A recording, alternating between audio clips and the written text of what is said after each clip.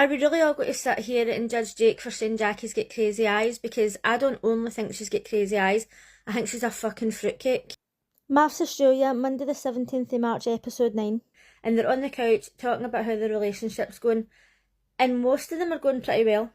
Then we had Ashley and Jake, and during Confessions Week he had to put the girls in order of attractiveness, and he put his wife fourth.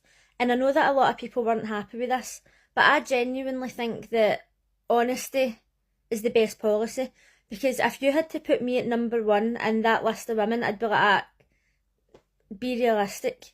And I know it's not all about looks, but I think that you just have to be honest sometimes. I personally think that he was saying those things about the women because he was making a joke and he didn't know what to say, like he said on the couch, and the experts were saying, oh, you're an adult, you can't use that as an excuse. But I wouldn't have took any of that as an insult.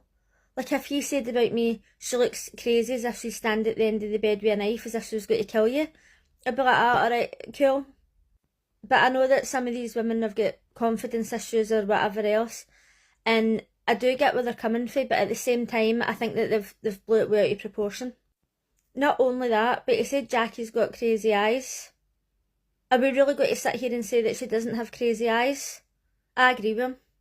He was upset because she went away and told one of the other couples what was said, and he says that the trust is broken now.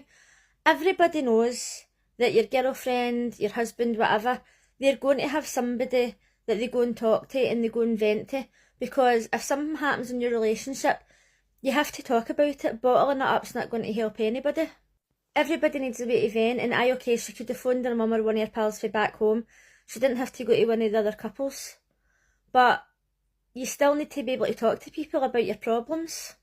Billy was absolutely pissed about what he said about his wife, and Billy is so sweet, he's so nice, he seems like such a genuine person, and he was right to stand up for his wife, but I just personally think that they all just took it way too far.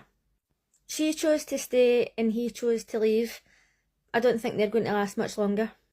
Tony and Morena, at the start I really liked her, but as time's gone on I just feel more sorry for him. At the start, he gave her a fist bump or whatever, and she's like, oh, you can't fist bump a woman. Why? For what reason? Are we going to pull out the book that says the things that you can do with men and the things that you can do with women? For fuck's sake, man, it's not the 1700s. When he sat down on the couch and he says everything's going great, why is he lying? He's doing that because he wants to avoid an argument.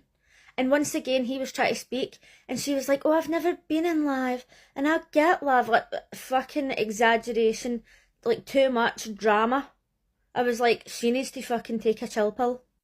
When she said he doesn't talk and he just kind of laughed a wee bit, now's the time to express how you're feeling. Now's the time to say, well, do you know what? I would speak if you were quiet for long enough to let me voice my opinions.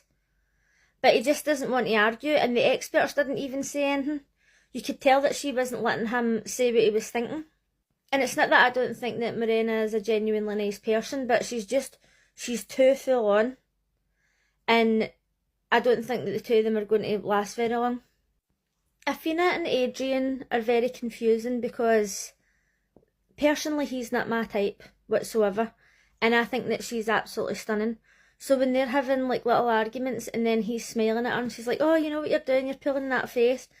I'm not really getting the face that he's pulling. It kind of creeps me out a wee bit.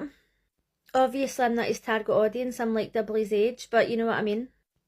She brought up the fact that they really got on, but he doesn't want to be with somebody who's got a child, and they spoke about that, and obviously they don't put in the full conversation, but I wish that she had have brought up the fact that he didn't write the letter, because I wanted them to go deeper into that and want to know what his issue is. I don't trust him at all. He gives me the creeps and I don't know why. He's now saying that as time goes on, maybe he's going to accept the fact that she's got a child, but will he? Or does he just want more time off work? Jackie and Ryan are both egomaniacs. I was surprised that he says to the experts that you didn't listen to anything we said, and then they went on to say, oh, but we're both into business and we're both really intelligent and we're both into crypto. Yawn. Now, let me be very clear, I don't like any of the two of these people, but I think that the way she acted when she was like, oh, you can't watch TV in the bedroom, what the fuck? What is going on? And the other day I seen a post on TikTok and somebody had said, before you hate her, just know that she's autistic. MAFS is hiding this, and they're hiding disabilities so that you'll hate people and like they're exploiting her or whatever. Now, I don't know if this person knew her in real life, but when they were commenting, do you actually know this for a fact? They were saying, oh, neurodivergent girlies recognise other neurodivergent girlies. That's not how it works. I can't be fucked with this attitude. There was somebody on Big Brother UK who I hated, and people were like, oh, she's autistic, she's ADHD, whatever. Do you know what? See, just because somebody is autistic or ADHD, that doesn't mean to say that you need to like them. Away and take a fuck to yourself. I'm neurodivergent. And if I had to say that to somebody, if somebody says to me, do you know what, you're a bit of a cunt, I wouldn't say, oh, sorry, I'm autistic or I'm ADHD. I wouldn't expect him to go, oh, are you sorry? It doesn't make a difference. Literally, it's like, oh, I met that arsehole in Asda, and somebody goes, oh, you can't say that about him, he's in a wheelchair. So what, he's still a fucking arsehole? But this post that the person had put up had put like a list of her personality traits that made them think that she was neurodivergent. But so many people have got these personality traits, and it doesn't mean to say that they're neurodivergent, it's just traits that some people have got. Even somebody who diagnoses people as a job couldn't turn around and say, oh, you've definitely got autism or ADHD.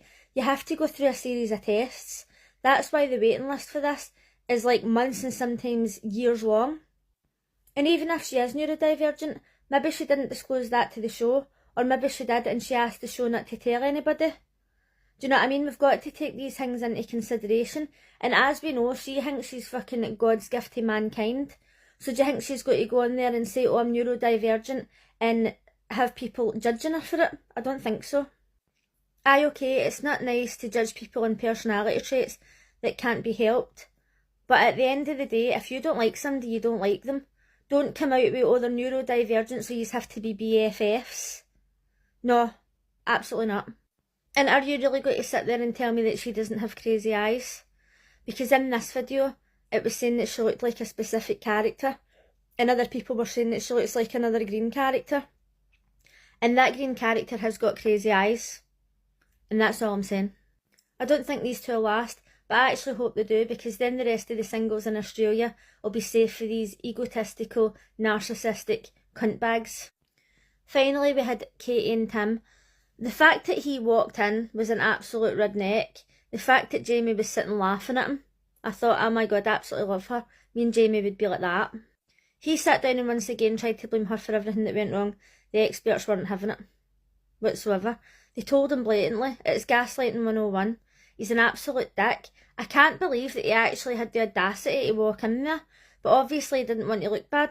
I don't know how he could not look bad. He's not even been in the apartments the whole fucking time. There's so many people who keep making comments saying, oh, she's never going to find a man, like talking about her looks. And 99% of the people who are commenting on her looks and saying that she's never going to find MD don't have any videos, don't have any profile pictures, and they're just pure shite bags. And it's laughable. And I know a lot of people are also saying that she's a bad person because she scammed people out of money or whatever.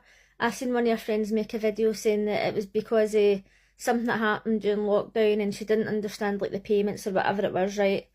I don't know. But at the end of the day, I don't know her in real life, and she's not allowed to make a video right now defending herself. They're not allowed to make videos or do anything like that until the show's over. So until then, I'll not be judging. But people were talking about he's got to be embarrassed when he goes back to work, but his best friend said that he got sacked. And even though I think he's a total dick, I don't think he's done anything to warrant him getting sacked for the job, unless they only sacked him because he went on reality TV and he maybe wasn't allowed. But let me know what you thought of today's episode, and I'll see you again tomorrow. Bye!